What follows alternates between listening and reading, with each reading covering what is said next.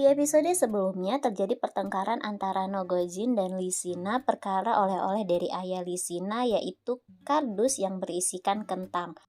Setelah pertengkaran yang terjadi di antara mereka, Nogojin ini terus memikirkan perlakuannya kepada Sina. Semakin ia memikirkannya, Nogojin juga merasa semakin sedikit bersalah dan menyesal atas perbuatannya dan kata-kata kasar yang diucapkannya pada Lisina. Di saat Nogojin resah menunggu kepulangan Sina, Sina sedang dalam perjalanan sambil mengingat kejadian kecelakaan yang baru saja disaksikannya tepat di depan mata Sina.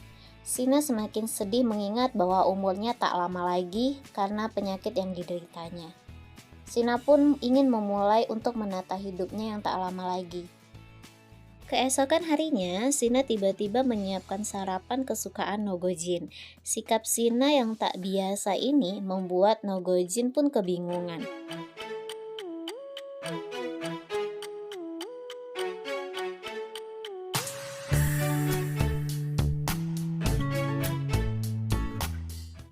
Bukan marah, tapi Sina justru bersikap semakin manis, kemudian ia pun semakin perhatian pada Nogojin.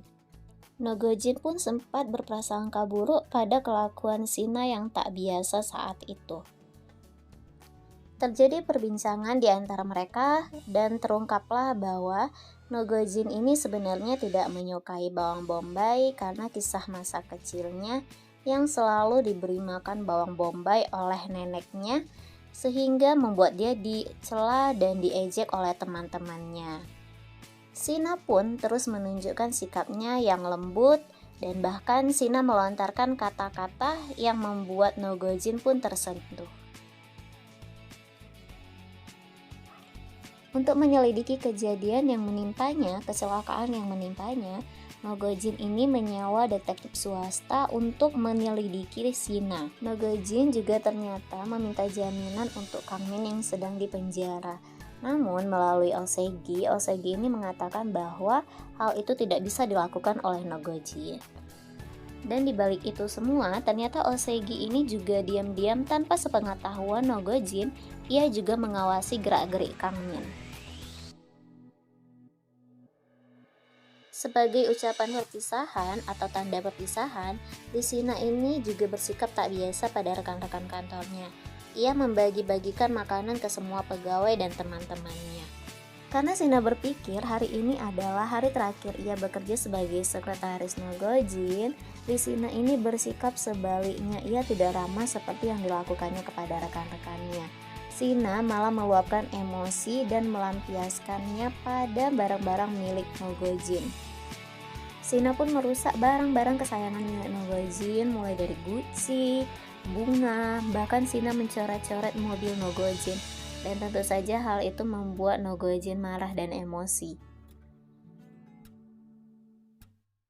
Setelah perlakuannya itu, Sina pun tak berani menemui Nogojin. Ia pun mengajukan surat pengunduran dirinya melalui wakil direktur yaitu Osegi. Osegi sendiri pun telah mencarikan sekretaris baru buat Nogojin dan Nogojin sama sekali tidak mengetahuinya. Untuk perpisahannya dengan keluarga, Lisina melakukan hal-hal yang bisa dilakukannya untuk adik dan ayahnya sebelum ia meninggal.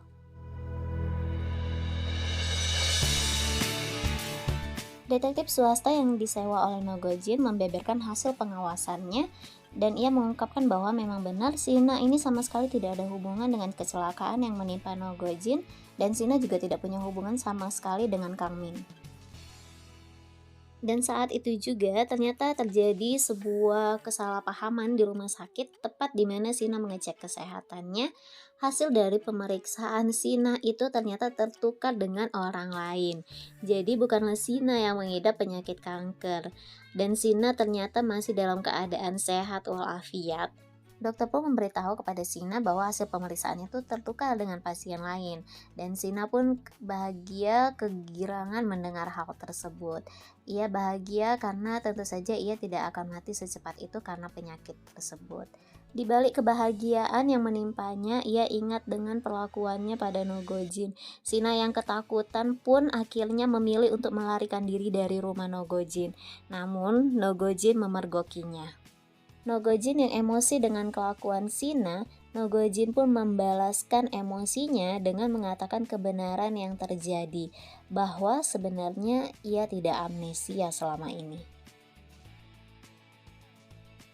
Tak hanya sampai di situ, ia pun menakut-nakuti Shina dengan iming-iming ia akan memberikan hukuman penjara pada Shina.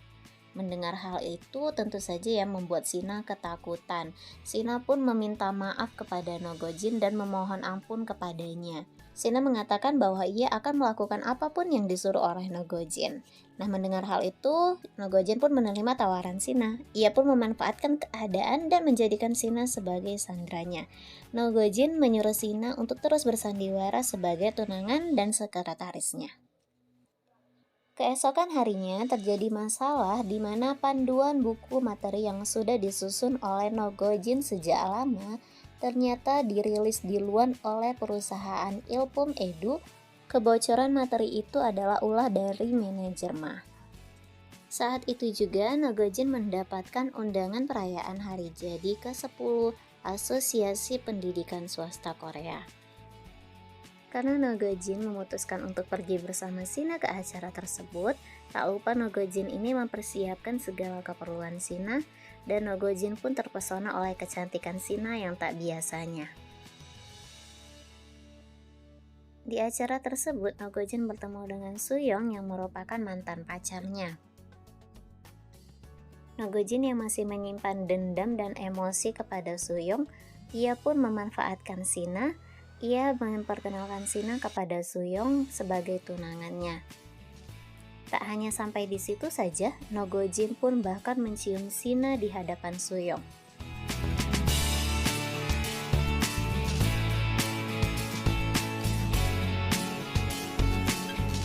Di akhir episode ada epilog yang menunjukkan bahwa Osegi memiliki jam tangan yang dipakai oleh orang yang dilihat Nogojin yang meninggalkan Nogojin pada saat Nogojin kecelakaan.